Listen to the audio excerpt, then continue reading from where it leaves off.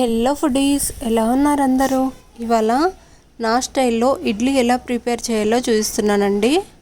ఆఫ్టర్నూనే ఇలా ఇడ్లీ రవ్వ మొత్తం నానబెట్టుకోవాలి. వాష్ చేసుకొని మంచిగా ఉద్ది కప్పు 1 కప్ తీసుకొని కొంచెం మెంతులు వేసి వాటిని కూడా ఇలా ఆఫ్టర్నూనే నానబెట్టుకున్నాను. వాటిని నైట్కి ఇంకొకసారి శుభ్రం చేసుకొని ఇలా మిక్సీ జార్లో వేసి ఒక గెంటెడు అన్నం కూడా వేసి వేడివేడి అన్నం వేస్తున్నానండి. ఇలా వేసి కొంచెం వాటర్ వేసుకొని మెత్తగా గ్రైండ్ చేసుకోవాలి.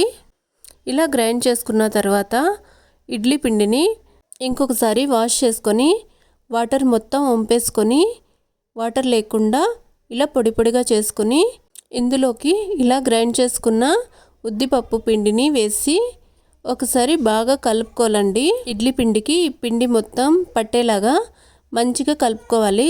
పూర్తి వీడియో కోసం కింద ఉన్న ప్లే బటన్ని క్లిక్ చేసి చూడండి, లేదా నెక్స్ట్ షాట్లో వస్తుంది.